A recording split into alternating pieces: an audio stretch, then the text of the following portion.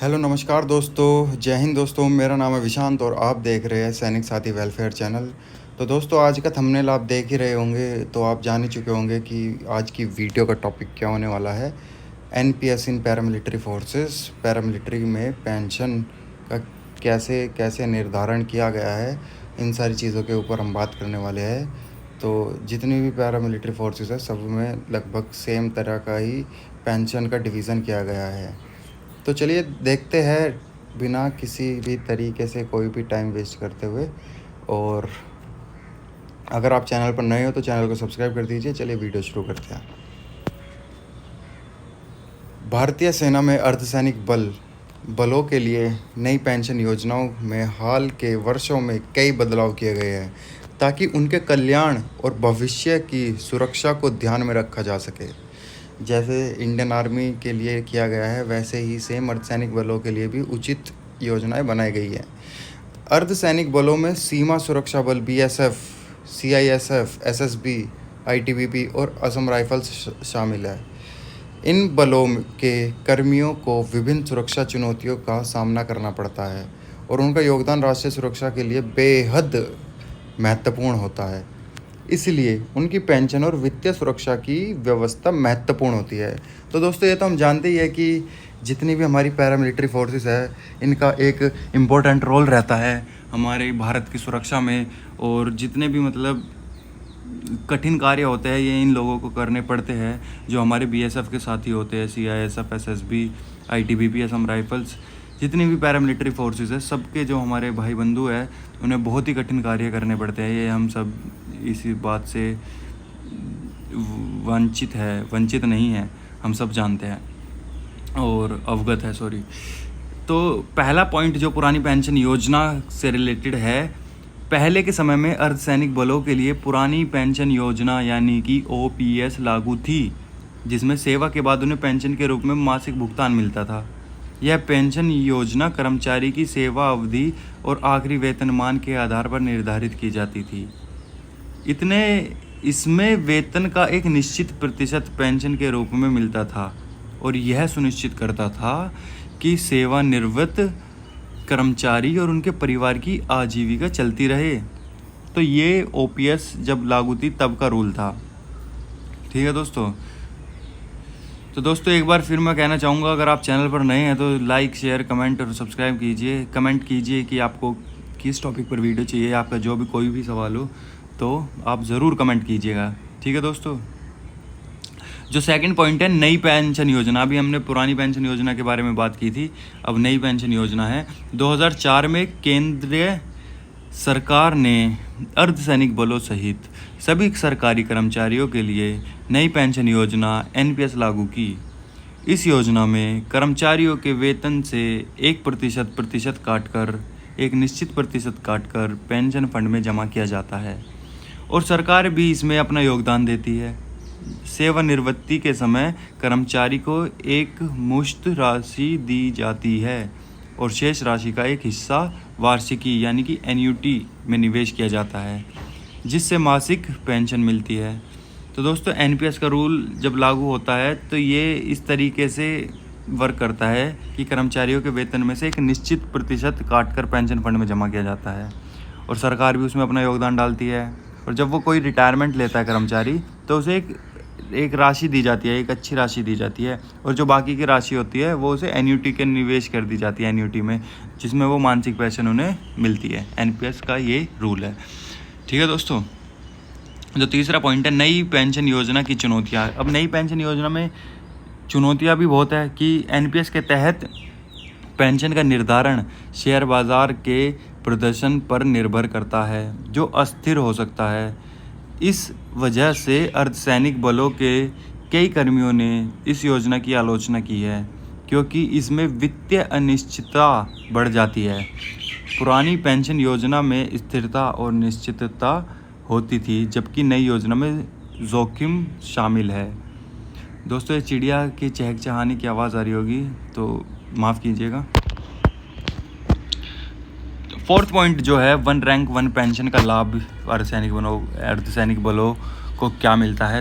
तो 2015 में सरकार ने भारतीय सेना के साथ साथ अर्धसैनिक बलों के लिए एक 1 रैंक 1 पेंशन योजना की घोषणा की। ठीक है जी, जिसमें यह सुनिश्चित किया गया कि समान रैंक और सेवा अवधि वाले कर्मचारियों को समान पेंशन मिले, चाहे वे किसी भी समय सेवानिवृत्त हुए हो, रिटायर हुए हो। इस योजना से अर्धसैनिक बलों के कर्मियों को पेंशन में सुधार और स्थिरता मिली। तो 1 रैंक 1 पेंशन यानी कि OROP का फ़ायदा अर्धसैनिक बलों को भी मिला है। ठीक है दोस्तों, 5वां पॉइंट जो है सेवानिवृत्ति आयु और पेंशन, रिटायरमेंट आयु और पेंशन। अर्धसैनिक बलों के कर्मियों की रिटायरमेंट आयु आमतौर पर सेना के नियमित कर्मियों की तुलना में कम होती है, जो उनकी सेवाओं की प्रकृति के कारण है।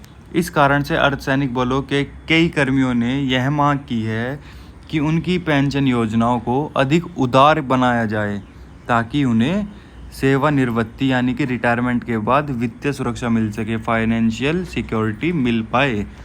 तो 5th पॉइंट में कुछ इस तरीके से रिटायरमेंट की एज और पेंशन से रिलेटेड पॉइंट जानकारी आपको दी गई है। और 6th जो पॉइंट है, 6 जो फैक्टर है, यानी कि परिवार पेंशन योजना, FPS बोलेंगे इंग्लिश में, फैमिली पेंशन स्कीम। अर्धसैनिक बलों के कर्मियों के लिए परिवार पेंशन योजना भी उपलब्ध है, जिसमें सेवानिवृत्ति के बाद या कर्मचारी की मृत्यु होने पर उनके परिवार को पेंशन मिलती है।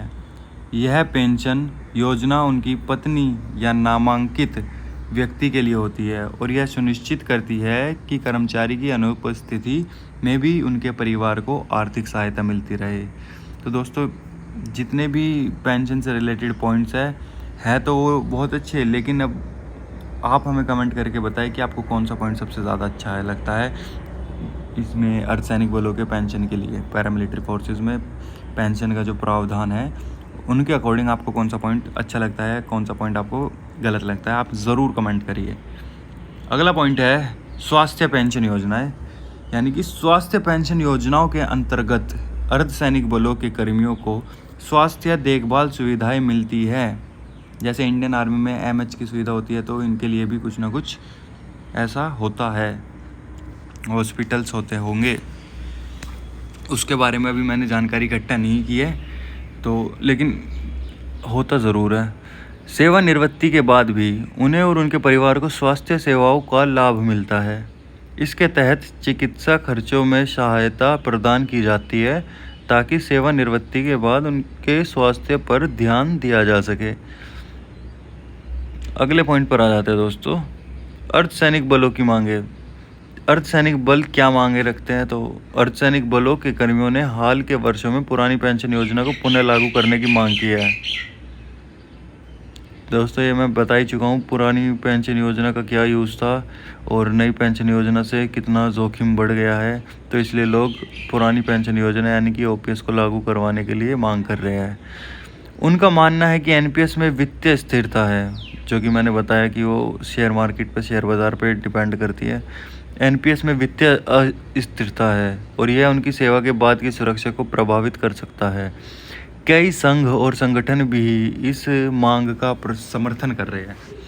तो कई संघ, जो कई यूनियन बने हुए हैं, कई संगठन बने हुए हैं, सब इस मांग का समर्थन कर रहे हैं कि बिल्कुल सही मांग हो रही है OPS वाली, और हाल ही में चर्चा में भी है, तो आप सभी इस चीज़ से अवगत होंगे।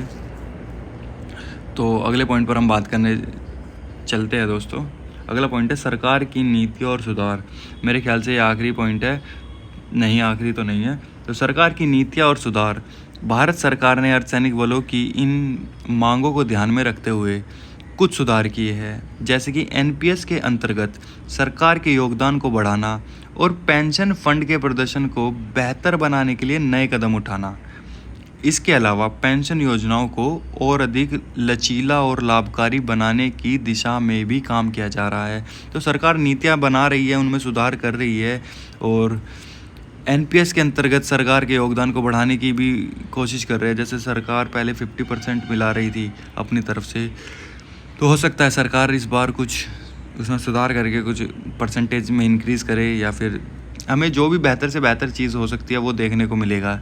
लेकिन वो तो जब लागू हो जाएगा तभी पता चलेगा कि बेहतर हुआ है या बेकार हुआ है। ठीक है दोस्तों, अगले पॉइंट पर बात करते हैं। आखिरी पॉइंट जो है भविष्य की योजनाएं।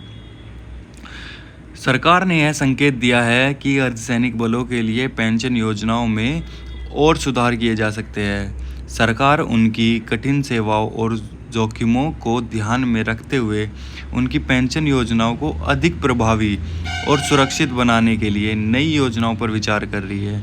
तो सरकार मतलब ऐसे डायरेक्ट देती है, हिंट ऐसे मिल जाते हैं कि अर्धसैनिक बलों के लिए पेंशन योजनाओं में सुधार किए जा सकते हैं। ऐसा ज़रूरी भी नहीं है, लेकिन ऐसे बार बार लगातार सरकार ऐसे हिंट देती है पैरामिलिट्री फोर्सेस का जिक्र करके या फिर एनपीएस का जिक्र करके कि एनपीएस में सुधार किया जाएगा, इन सब चीज़ों का, क्योंकि सरकार को पता है कि उनकी कठिन सेवा और जोखिम भरी जॉब होती है।